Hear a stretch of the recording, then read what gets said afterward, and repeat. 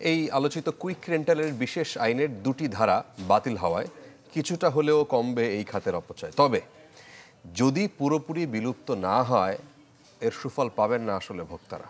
জ্বালানি বিশেষজ্ঞ শামসুল আলম মনে করেন, শুধু বাতিল নয়, শাস্তির আওতায় আনতে হবে অনৈতিক সুবিধা নেয়া লুটপাটকারীদের।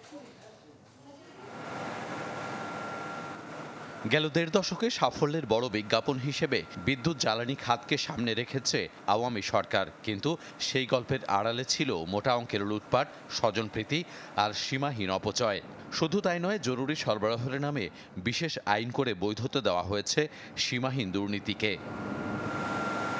বিদ্যুৎ বিভাগের হিসাবে বর্তমানে চালু থাকা ১৪৩ বিদ্যুৎ কেন্দ্রের ৭৯টি বেসরকারি খাতের, যার বেশিরভাগই অনুমোদন পায় ২০১০ থেকে ২৩-এর মধ্যে। তবে মেয়াদ ও প্রয়োজনীয়তা শেষ হওয়ার পরও বহু কেন্দ্র অলস বসিয়ে ভাড়া পরিশোধ করা হয় দিনের পর দিন। সে সময়ে জ্বালানি প্রতিমন্ত্রীও জানান, ১৪ বছরে ক্যাপাসিটি চার্জের নামে ব্যয় করা হয় ১,৫,০০০ কোটি টাকা। এবার সেই আইনের দুটি ধারা বাতিল করায় খানিকটা স্বস্তিতে জ্বালানি বিশেষজ্ঞ শামসুল আলম।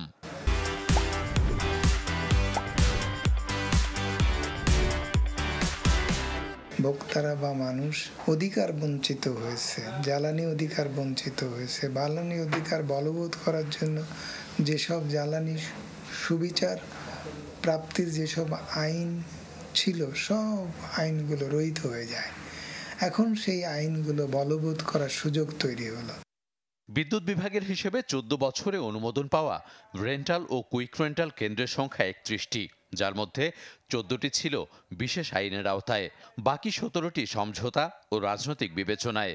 অবশ্য ডিজেল ফার্নেস ও গ্যাস ভিত্তিক ওই কেন্দ্রগুলোর চুক্তি নবায়ন করা হয়নি নতুন করে। তবে নানা অজুহাতে বন্ধ রাখা হয়েছে সরকারি কেন্দ্র। তা থেকে বেরিয়ে আসার কথাও বলা হয়েছে আদালতের রায়ে।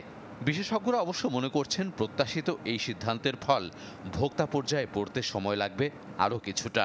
এই আইনের আওতায় কৃত প্রতিটা কার্যক্রম এখন চ্যালেঞ্জ করার সুযোগ তৈরি হয়েছে।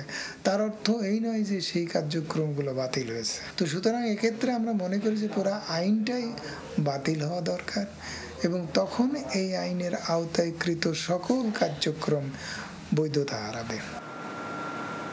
পিডিবির হিসাবে দেশে মোট বিদ্যুতের বর্তমান উৎপাদন ক্ষমতা ২৮,৫০০ মেগাওয়াট। ইকবাল আহসান, চ্যানেল 24, ঢাকা।